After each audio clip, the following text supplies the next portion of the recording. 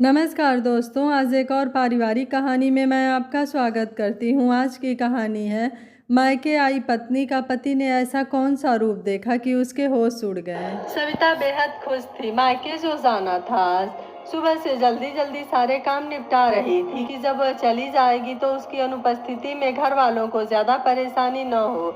चूंकि उसका मायका और ससुराल एक ही शहर में था, इसलिए वह मायके में कभी रात बिता नहीं पाती थी। वह कोशिश तो यही करती थी कि सब कुछ ठीक रहे, मगर हर बार कोई न कोई ऐसी बात हो जाती कि उसका मूड खराब हो ही जाता।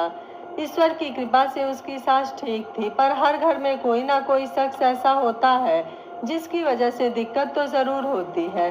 उसके घर में उसकी जेठानी इन सब की वजह थी। जब भी सविता मायके जाती, उसकी जेठानी कुछ न कुछ नाटक जरूर कर देती, जाते वक्त चाहे लौटने के बाद। जेठानी का मायका काफी दूर था। वो जब भी जाती महीने भर से पहले न लौटती, लेकिन जब सविता को जाना होता तो सब यही बोलते, अरे रुकने की क्या जरूरत है, जब चाहे तब चली जाना, मिल आना सबसे। नतीजा यह हुआ कि वो एक दो दिन भी कभी रुक नहीं पाती और महीने भर तो शायद कभी भी नहीं रुक सकी। आज सुबह भी जब वो तैयारी कर चुकी तो जेठानी ने कहा, कब लौटोगी? दीदी, एक हफ्ते रुकने की सोच रही हूँ, सविता ने डरते हुए कहा। अरे एक हफ्ता कुछ ज्यादा नहीं हो गया? अंशु के पेपर भी स्टार्ट है, तुम वहाँ रुक जाओगी तो सारा काम मैं अकेले कैसे करूँगी? और फिर काम करूँगी या अंशु की तैयारी करवाऊँगी? देख लो, इस पर 2-3 दिन में लौट आओ, फिर कभी चली जाना तो रुक लेना, जेठानी ने बेरुखी से कहा। सविता का मुंह उतर गया और मन ही मन उसने सोचा, ये फिर कभी तो आने से रहा। उसने सासू जी को देखा और सास सब समझ गई। बोली, जाओ देख लो जैसे तुम्हारा मन कहे, वरना जब मन हो तब आना। वो जानती थी कि सविता लौट ही आएगी। उसका स्वभाव ही दूसरों की तकलीफ में, जरूरत में साथ देने वाला था।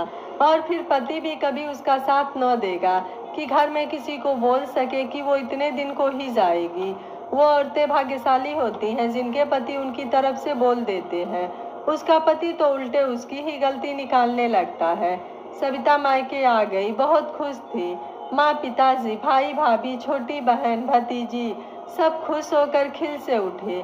भतीजी ने तुरंत पूछा, इस बार एक हफ्ते रुकोगी ना बुआ? सविता ने मुस्कुराकर हाँ कह दिया और मन ही मन मायूस हो उठी। अब क्या कहे उस बच्ची से? खैर, उसने जितने दिन मिले हैं उतने दिन आराम से बिताने का सोचकर हर बुरे विचार को झटक दिया। मायका मतलब मस्ती, सुकून और आज़ादी ही है भारतीय बहुओं के लिए। 2 दिन तो बहन और भतीजी के संग शॉपिंग और बातों में माँ के हाथ के पकवानों, तो कभी भाभी के संग बातों की खुमारी में निकल गया। भैया और पापा के आने पर रात को खाने के वक्त देर तक बातें होती रहती। उस पर पतिदेव का फोन न उठा पाए तो उसे टेंशन हो जाती थी कि अब हर वक्त लड़ाई होगी पति से। वो बोलेंगे कि तुम्हें तो फोन उठाने का भी वक्त नहीं है, तुम वहां जाकर भूल ही जाती हो सब कुछ। खैर, समय पंख लगाकर उड़ गया। आज तीसरा दिन था। सविता को सुबह से टेंशन थी कि जाए कि न जाए। नहीं जाएगी तो बिना वजह घर में टेंशन होगी, जेठानी का मुंह बन जाएगा। उसने अपने पति को कॉल किया, पूछा तो पति ने तुरंत कहा, 2 दिन तो रह ली हो ना, मन नहीं भरा क्या तुम्हारा? अब हो गया, चली आओ, भाभी को भी यहाँ जरूरत है तुम्हारी। पति की बातें सुनकर सविता का दिमाग सन्न हो गया, क्योंकि वरुण उसका पति था, पर कभी उसने अपनी पत्नी के मनोभाव को नहीं समझा, उसके दृष्टिकोण से नहीं देखा, ना ही कभी उसके दर्द को समझा। मायके के प्रति ललक को वह हमेशा गलत निगाह से देखा करता। उसे लगता था कि सविता ससुराल में खुश नहीं है। सविता जानती थी कि पति कभी उसका साथ नहीं देगा, शायद इसीलिए वह मजबूर थी वापस लौटने के लिए। ऐसा क्यों होता है कि पति ही नहीं समझता? अगर पति उसका साथ देता तो क्या वह स्वच्छंद रूप से अपने पिता के घर एक हफ्ता भी नहीं रह सकती थी? ऊपर से रोज जब भी पति से बातें होती, वह हमेशा व्यंग करते कि और 56 भोग मिल रहा है वहाँ, या तुम्हारा मन भर गया है? यहाँ तो तुम्हें कुछ अच्छा नहीं लगता, वहाँ अपने पिताजी के घर ना तो तुम्हें कोई सुख मिलता है ना सुविधा, फिर भी वहाँ के लिए मरती रहती हो। अब सविता उसे कैसे समझाए? अपना घर होता है, और पिंजरा होता तो पिंजरा ही है ना, चाहे वह कितनी भी कीमती धातु से बना हो। अपने घर की मिट्टी की दीवार भी हर लड़की को प्रिय होती है। इन विचारों में उलझी हुई नहाकर कपड़े डालने सविता छत पर गई तो अपनी बचपन की सखी प्रिया को देखा। वह भी मायके आई थी। दोनों सखियां एक दूसरे को देखकर खिल उठी। छत से ही दोनों ने दूसरे को हाथ हिलाकर अभिवादन किया। भागकर वो नीचे आई, तब तक प्रिया उसके घर का दरवाजा खोल रही थी। दोनों ने खुशी से गले मिलकर प्रेम प्रकट किया और फिर वही गले शिकवे, तू मुझे याद नहीं करती, कभी मतलब ही नहीं रखती, एक फोन भी नहीं करती है, वगैरह वगैरह। बातों ही बातों में सविता ने बताया कि उसे आज ही जाना है, शाम को ऑफिस से लौटते समय पति आएंगे और रिसीव करेंगे। प्रिया का मुंह बन गया। क्या यार, 3 साल बाद मिले हैं हम और तू आज ही चली जाएगी? यार मैं जल्दी मायके नहीं आती, जब मैं आती हूँ तो तू अपने ससुराल रहती है। इस बार हम दोनों संजोग से मिले हैं तो तू भागे जा रही है। उसने मुंह फुला लिया। अब क्या बोलूं यार, मेरा ससुराल लोकल है ना, तो मुझे रुकने का सौभाग्य मिलता ही नहीं। सविता ने उदासी से कहा। हाँ यार, तू लोकल होकर नहीं आ पाती और मैं इतनी दूर हूँ कि इतनी बार चिरौरी करो, रिजर्वेशन कराओ, बच्चों के साथ भी अकेले मत जाओ। कभी किसी को छुट्टी नहीं मिलती तो कभी किसी खास मेहमान का आना हो जाता है। ऐसे में घर की बहू ही अपने जाने आने के प्रोग्राम की कुर्बानी दे, ये मेरे ससुराल की रीत है। और ऐन वक्त पर कोई काम निकल आना, वगैरह वगैरह, बहुत सारे नाटक हैं। प्रिया ने कहा, ये तेरे ही नहीं मेरे भी ससुराल की कहानी है, पर क्या किया जाए बता भला। अरे तुझे उर्मी याद है? वह This lash day, choose your lash game changer from the #1 makeup brand in the world, Maybelline New York. अरे तुझे उर्मी याद है? वही उर्मी जो दुबली पतली सी पिछली सीट पर बैठा करती थी, क्लास में जो हर बात में डरती थी, चैप्टर याद करके सुनाने तक में। वो कल मुझे मिल गई मार्केट में। क्या बदल गई है यार, वह शेरनी हो गई है। एकदम जींस टॉप पहने, करीने से बाल कटाए, स्मार्ट सी लग रही थी। और एक हम है बहन जी बन गए हैं ससुराल में। यह ना पहनो वह ना पहनो, सबके खुशी के चक्कर में हम सब ने अपनी सारी खुशियों की बलि चढ़ा दी। कल वह मिली थी तो उसने मुझे देखते ही टोक दिया कि प्रिया कैसी हो गई है तू? कहाँ हमारी स्मार्टी प्रिया थी और कहाँ आज 5 गज की साड़ी लपेटे तू? लग ही नहीं रहा कि तू वही प्रिया है। प्रिया ने दुखी होकर कहा। अच्छा और क्या बोली? सविता ने उत्सुक होकर पूछा। पूछने लगी कि कब आती हो मायके? मैंने कहा बहुत कम। उसने कहा तो आंटी अंकल को ससुराल बुला लिया करो, उनका भी जी बहल जाया करेगा। तो मैंने कहा कहाँ बुलाओ, किसी को बुलाओ, मायके से कोई आया नहीं कि सबका मुंह बनने लगता है ससुराल में। अगर एक से दूसरे दिन रुक जाए तो कोई सांप लौट जाते हैं सबके दिल पर। मैं तो जल्दी किसी को बुलाती नहीं। तो उसने कहा, ये क्या बात हुई? क्या वो तुम्हारा घर नहीं है क्या? वहाँ तुम्हारे घर वाले आकर रुक नहीं सकते? मैं तो ससुराल में बिंदास रहती हूँ, किसी की परवाह नहीं करती। जिसको जो बोलना है बोले, मुझे जो पसंद है मैं वही करती हूँ। ये मत पहनो, वो मत करो, यहाँ मत जाओ, वहाँ मत करो, बोलो मत, हंसो मत। हद है यार, हम कठपुतलियाँ हैं क्या कि सब कुछ उनकी डोर बंधी उंगलियों के हिसाब से करें? मैंने पूछा, उर्मी तुझे किसी से डर नहीं लगता कि लोग क्या कहेंगे, पति क्या बोलेंगे? उसने कहा, लोगों की परवाह मत कर, सबको खुश नहीं किया जा सकता। रही बात पति की, तो अगर वो समझते हैं तुम्हारी खुशी तो ठीक है, वरना उनसे भी ज्यादा उम्मीद मत करो। पति हमेशा चाहते हैं पत्नी को दबा के रखें और फुल टाइम नौकरानी के जैसे ट्रीट करते हैं। मेरे भी करते थे, पर जिस दिन मुझे लगा अब ज्यादा हो रहा है, मैं विद्रोह कर बैठी। गर्दन उतनी ही दबाओ जितने में दम न घुटे, सांस ही रुक गई तो जीवन ही खत्म। इसलिए खुद को पहले महत्व दो। और सच कहूँ तो सविता, मुझे भी उर्मी की बात सही लगी कि हम सब खुद को भूल ही गए हैं, हमें इन बंधनों से बाहर निकलना ही होगा। सविता मुंह फाड़े गौर से प्रिया के मुंह से उर्मी की बातें सुन रही थी। उसे आश्चर्य हो रहा था कि वो सहमी सहमी सी लड़की इतनी तेज कैसे हो गई। उसे लगा कि मैं ही पागल हूँ, कभी खुद की खुशी को महत्व नहीं दिया। बहुत कुछ चलने लगा उसके अंदर, खौलते पानी में उठते बुलबुलों की तरह। मन में विचारों के बुलबुले उठने लगे। प्रिया ने कहा, तब क्या सोच रही हो यार, जाओगी घर आज ही या फिर मना कर दोगी पति को आज शाम आने से? देखती हूँ, कहकर सविता सोच में पड़ गई कि क्या करूँ। प्रिया ने उससे विदा ली और सविता को एक नए मंथन में उलझा दिया। दिन भर सविता कमरे में लेटी रही। अब शाम हो गई थी, पति के आने का वक्त हो रहा था। माँ पकौड़ों की तैयारी कर रही थी और भतीजी उससे चिपक के सो चुकी थी।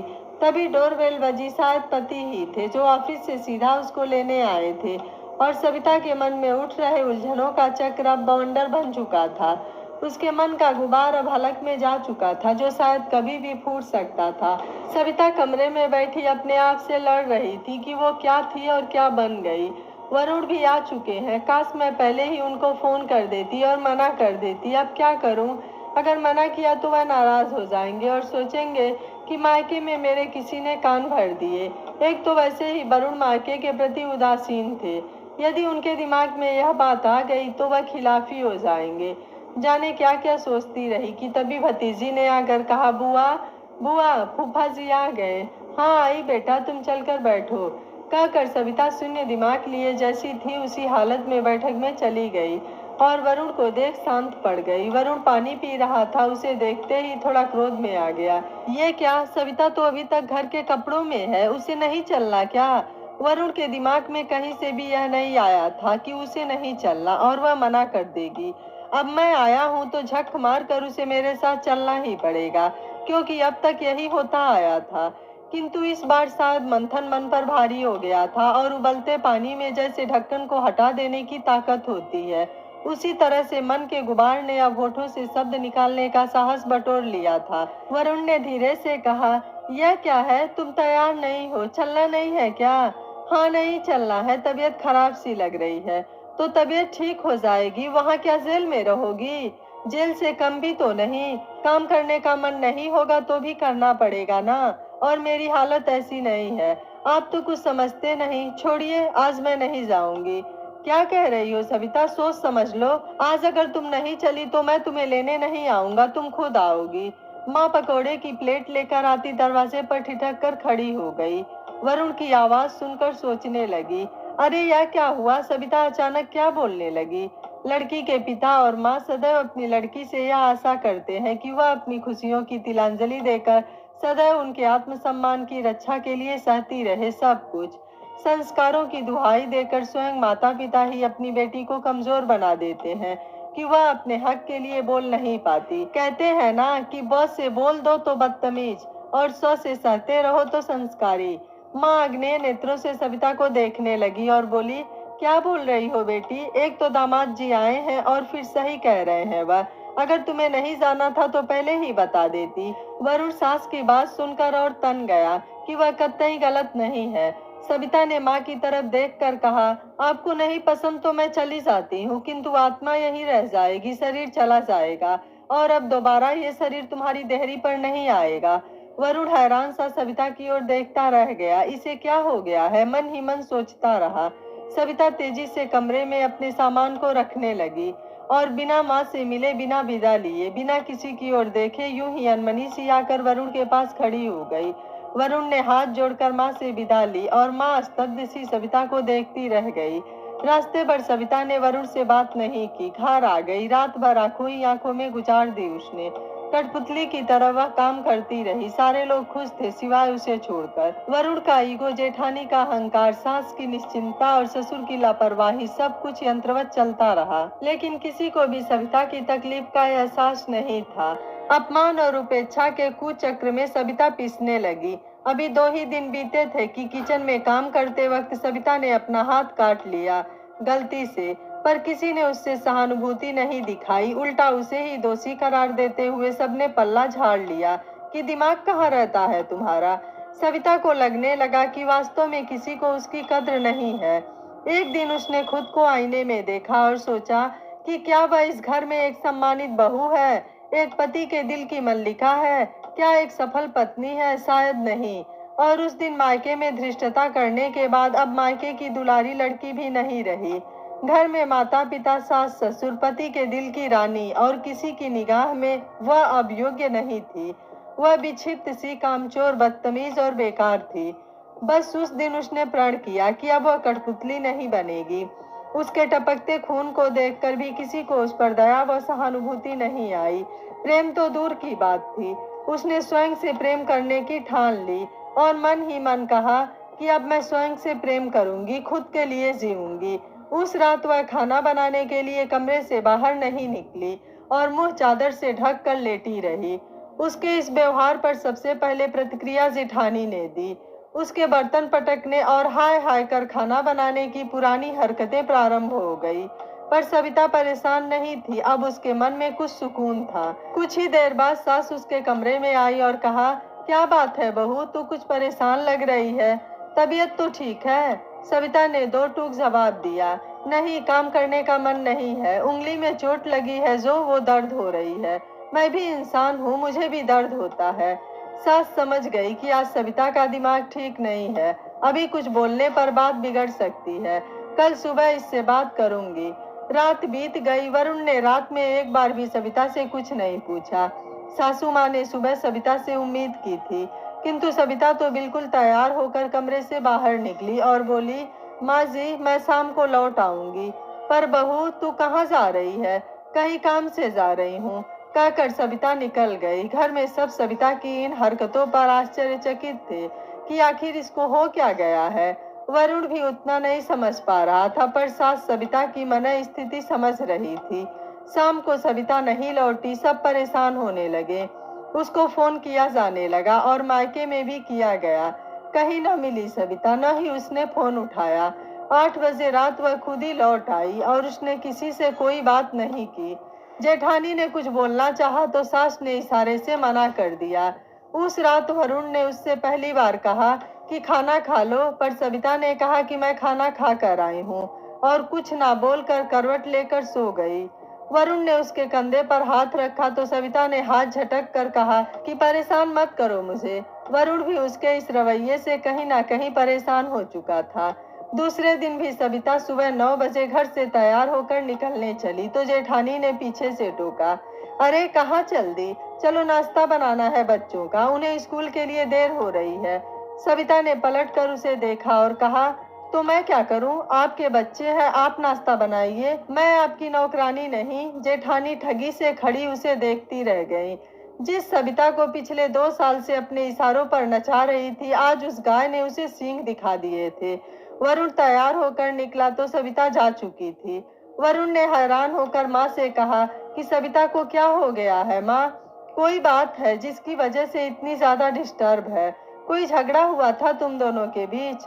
नहीं माँ, उस दिन उसके घर में ये हुआ था कि शायद वह इतनी जल्दी वापस नहीं आना चाहती थी, किंतु उसकी माँ ने जबरदस्ती उसे यहाँ भेजा था, यह कहकर कि वही तुम्हारा घर है।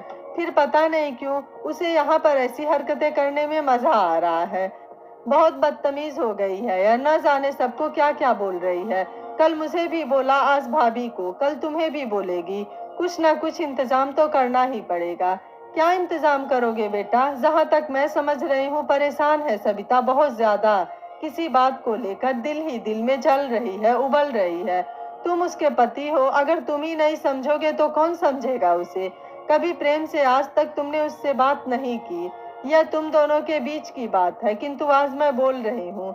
यदि तुम्हारा बड़ा भाई या तुम्हारे पिताजी तुमसे और तुम्हारी भाभी से ऐसे ही बात करते तो क्या हम दोनों के लिए जीवन सहज होता? नहीं। एक लड़की पति के ही भरोसे ससुराल आती है और पति के व्यवहार से, प्रेम से वह जीवन की सारी कठिनाइयों को हंसते हंसते पार कर जाती है। वरुण बिना नाश्ता किए ही निकल गया, सब कुछ सोचते हुए। आज उसे पहली बार वो सब कुछ याद आने लगा जब सविता उसे बार बार फोन करती थी और पूछती थी कि कब आएंगे आप, और वो झिड़क कर फोन रखवा देता था। जब वह मायके जाने के लिए पूछती तो वरुण हमेशा उसे डांट कर कहता, क्या हर समय वहां जाने की रट लगा कर रखी हो, जाओ जल्दी से चली जाओ, फिर मत आना। कभी उसे कहीं घुमाने के लिए भी नहीं ले जाता, ना ही उसके पसंद की चीजें कभी लाता। अगर वह दिन भर के काम के बाद थक जाती तो वह कहता, अरे कितना काम करती हो तुम दिन भर, की काम का ताना देती हो, क्या घर के सारे लोग बैठे रहते हैं कि तुम अकेली घर में काम कर रही थी? हर वक्त कहती हो काम करके थक गई। अरे मत करा करो काम, अगर इस चीज का बहाना बनाना रहे तो। सविता मौन हो जाती और वह उसके मौन को सहमति मान लेता। कभी उसकी इच्छाओं के विषय में नहीं सोचा, उसने सिर्फ उससे फर्ज पूरे करवाए। सबकी उंगलियों पर नाचती सविता आज उसे कठपुतली सी लगी। वरुण सोच के समंदर में उलझकर शायद स्वयं को मथ रहा था और उसके बाद उसके भीतर से विष और अमृत को अलग अलग करने वाली मंथन प्रक्रिया का एक सकारात्मक परिणाम हुआ कि उसे सविता की परेशानियों का सबब दिखने लगा और अपनी गलतियां भी। उसे ऑफिस पहुंचने में रोजाना 1 घंटा लग जाता था। आज वो ऐसा उलझा कि ऑफिस कब आ गया पता ही नहीं चला। पर आज वो ऑफिस नहीं जाना चाहता था, वो जाना चाहता था दौड़कर सविता की ओर, उसे अपनी बाहों में भर लेने के लिए। उसकी जख्मी उंगली की तड़प से भी कहीं ज्यादा तादाद में तड़पने लगा वरुण।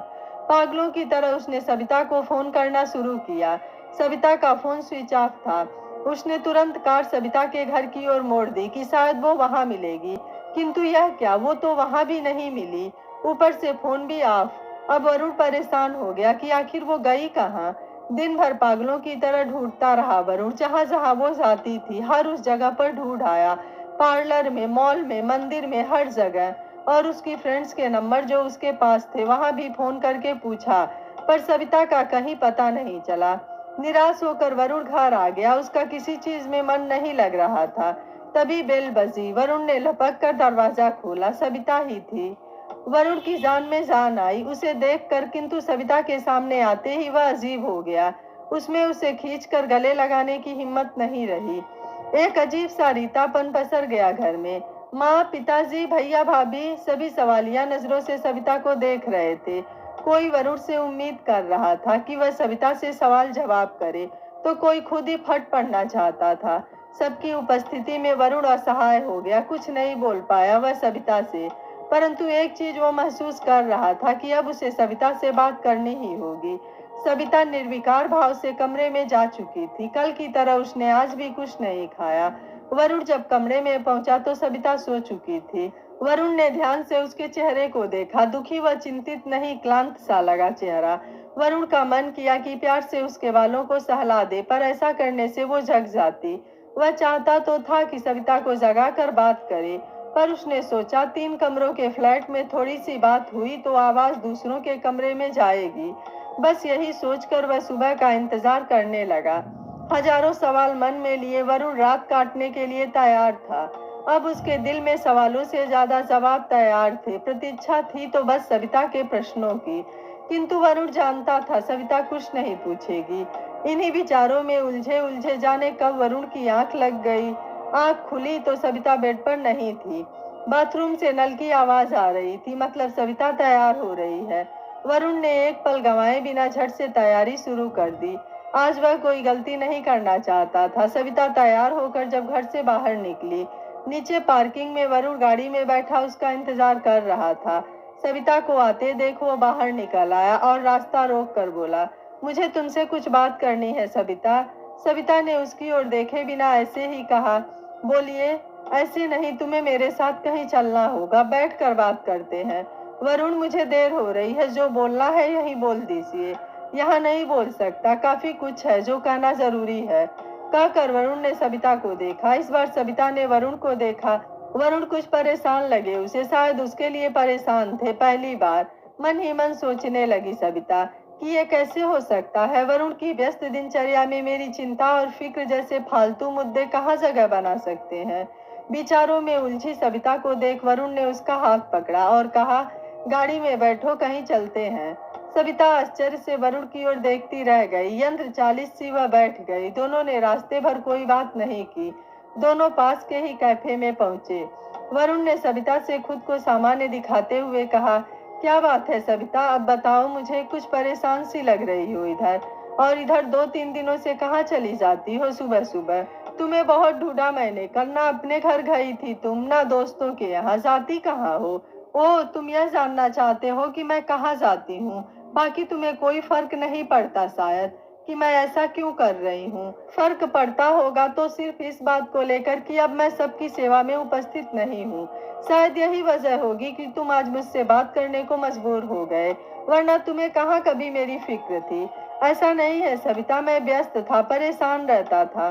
तुम्हें तो पता है, आगे बढ़ने की चाह, नौकरी, प्रमोशन, घर, इन सब में मैं फंस गया था। मुझे लगता था कि तुम तो सब कुछ संभाल ही रही हो, तुम्हें कोई भी चीज समझाने की आवश्यकता नहीं। लेकिन हाँ, इन व्यस्तताओं में मैं एक चीज भूल गया था कि तुम मेरी पत्नी भी हो। यह सुनकर व्यंग्यात्मक हंसी से सविता बोली, जी नहीं, गलत कह रहे हैं आप यह तक भूल गए थे कि मैं एक इंसान हूँ। पत्नी होना तो बहुत दूर की बात है। हाँ, मैं जानता हूँ, गलती मेरी है, मैं तुम्हें तवज्जो देना भूल ही गया था। और कहकर वरुण चुप हो गया। और पति का तवज्जो ना देना मतलब पत्नी को किसी की तवज्जो ना मिलना। यही विडंबना है समाज की। औरत को बिना पुरुष के अवलंब के कोई इज्जत नहीं देता। सही कह रही हूँ ना? सविता ने आंखों में आंसू भर कर कहा। वरुण ने सविता के हाथों को अपने हाथों में थाम कर कहा, सविता, गलती हो गई, मुझसे माफ कर दो, सब कुछ भूल कर। क्योंकि अगर अभी हम इन सब बातों का हिसाब करने बैठेंगे तो हमारे जीवन के कुछ महत्वपूर्ण पल उन्हीं पुरानी कड़वाहट का हिसाब करने में निकल जाएंगे। इसलिए हो सके तो मेरी सारी गलतियों को माफ कर दो, पहले जैसी हो जाओ। बिल्कुल नहीं, कहकर सविता ने अपने हाथ वरुण के हाथों की पकड़ से छुड़ा लिए। अब मैं अगर पहले जैसी हो गई तो क्या मतलब निकला मेरे संकल्पों का? जानना चाहते हैं ना आप कि कहाँ जाती थी मैं? तो सुनिए, मैं कोचिंग क्लासेस जाती थी क्योंकि मुझे कंपटीशन का फॉर्म भरना है, सक्सेस होना है, जॉब करनी है, अपने पैरों पर खड़ा होना है। टॉपर थी मैं अपने स्कूल की और आज आपके घर की नौकरानी बन गई हूँ। दूसरों के हाथों की कठपुतली, क्रोध से कांपते हुए सविता बोली। वरुण उसकी स्थिति को समझते हुए बोला, शांत हो जाओ, मैं जानता हूँ कि तुम कहीं गलत जगह नहीं जाती थी, बस चिंतित था कि कहाँ जाती हो, न दोस्तों के घर न मार्केट, अपने मायके भी तो नहीं जाती थी तुम। मायके जाना तो आपको भी नहीं पसंद था मेरा। हर वक्त मेरे घर वालों की बुराई, हर वक्त मुझे सुनाना कि तुम्हें तो बस मायका ही पसंद है। सच बताइए वरुण, शादी के बाद कुल कितने दिनों के लिए गई हूँ मैं अपने घर? कभी सोचा है आपने? मैं खुद ही नहीं जाती हूँ, सोचती हूँ आज यह जरूरत है, आज वह जरूरत है, पर किसी को मेरी जरूरत नहीं दिखती, मेरा मन नहीं दिखता। मैं तड़पती हूँ अपने माँ बाप के साथ के लिए, लेकिन अब तो माँ भी डरती है कि आप नाराज हो जाएंगे, इसलिए उसने मुझे उस दिन कह दिया कि चली जाओ अपने घर। अब आप ही बताइए क्या रह गया इस संसार में मेरा? ना वो घर मेरा है ना यह घर। चुप हो जाओ सविता, बस एक मौका दे दो मुझे, मैं वादा करता हूँ कि तुम जो चाहती हो मैं करूँगा। कल बहुत दिनों बाद अपने आप से मिला हूँ मैं और अपने आप को तुम्हारे बिना बहुत अधूरा महसूस कर रहा हूँ। माफ कर दो मुझे, बस यही कहूँगा। मुझे बोलना नहीं आता, जताना नहीं आता, सिर्फ अब महसूस करोगी तुम मेरी बातों से। पर हाँ, एक बात है जो मुझे परेशान करती है, तुम्हारा घर जाना मुझे नहीं पसंद। मेरा मन ही नहीं करता कि तुम मुझे छोड़कर जाओ, इसलिए मैं तुम्हें हमेशा कुछ ना कुछ बोलकर सोचता था कि तुम वहां से लौट आओ जल्द से जल्द। बच्चों की तरह वरुण बोला। यह सुनकर सविता के होठों पर मुस्कुराहट तैर गई। अच्छा, तो क्या मैं हमेशा के लिए थोड़ी ना जाती हूँ? मैं तो लौट आने वाली ही होती हूँ। मैं मानता हूँ कि मैं गलत हूँ, मेरा तरीका गलत हो सकता है, हो सकता नहीं आपका तरीका गलत है। अगर आपने कभी यह कहा होता कि मैं तुम्हारे बिना नहीं रह सकता सविता, तो क्या मैं तब भी वहां जाने की जिद करती? मैं नहीं कह सकता हूँ क्योंकि वह तुम्हारा घर है और तुम्हारे मम्मी पापा, भाई भाभी, बहन सब तुम्हारी प्रतीक्षा करते हैं, प्रेम करते हैं तुमसे। ऐसे में मैं इतना स्वार्थी कैसे हो सकता हूँ कि तुम्हें कभी वहां जाने ना दूं? बस यही लगता है कि तुम्हें ले जाऊं फिर साथ ही लेता आऊं। अच्छा, स्वार्थी नहीं हो सकते पर कठोर हो सकते हैं, पत्नी को सुना सकते हैं, व्यंग कर सकते हैं, पर प्रेम नहीं दिखा सकते। छोटे हो जाएंगे प्रेम दिखाकर। नहीं, छोटा नहीं हो जाऊंगा। चलो ठीक है, आज साधिकार कहता हूँ तुमसे कि बस सब कुछ ठीक है, तुम जो चाहो करो, कैरियर बनाओ, जॉब करो, काम मत करो, सबकी उंगलियों पर नाचने वाली कठपुतली मत बनो, मेरे घर की यानी कि अपने घर की महारानी बनकर रहो, सब कुछ करो, पर सविता मायके मत जाओ। उसकी यह बात सुनकर सविता खिलखिलाकर हंस पड़ी और वरुण की रोनी सूरत देखकर बोली, अच्छा छोड़िए, चलिए ना, साथ में चाय पीते हैं घर चलकर। हाँ चलेंगे, पर हमारे नहीं तुम्हारे घर, क्योंकि तुम्हारी मम्मी के हाथ की बनी हुई चाय का स्वाद तुम्हारे हाथ में कहाँ। और हाँ, इस बार पूरे 1 महीने रहोगी तुम मम्मी के साथ और मैं रोज शाम की चाय वहीं पीऊंगा। सविता ने खुशी और आश्चर्य से वरुण को देखा और कहा, और आप रह लोगे मेरे बिना? अभी तो आप कह रहे थे कि सब कुछ करो, बस मायके मत जाओ। मजाक कर रहा था पगली। हाँ, रह लूंगा उतने दिन मैं, जब तक तुम वहां रहोगी, क्योंकि मेरे लिए अब तुम्हारी खुशी ज्यादा जरूरी है। ये सुनकर अब सविता का मन शांत नदी की तरह प्रवाहित था। भ्रम और अविश्वास की धुंध छट गई थी। दोनों हाथों में हाथ थामे एक नए आयाम की ओर बढ़ चले। दोस्तों, कहा जाता है जिस घर में पति अपनी पत्नी का सम्मान नहीं करता, उस घर में कोई भी उस औरत का सम्मान नहीं करता। इसलिए हमेशा पति को अपनी पत्नी का सम्मान करना चाहिए और पत्नी की भावनाओं को समझकर उसकी भी कद्र करनी चाहिए। आपको सविता का फैसला कैसा लगा? आप मुझे अपनी राय कमेंट बॉक्स में ज़रूर दीजिएगा। वीडियो पसंद आया है तो वीडियो को लाइक, शेयर एंड चैनल को सब्सक्राइब कर लीजिएगा। Thank you for watching. मिलते हैं अगली कहानी में।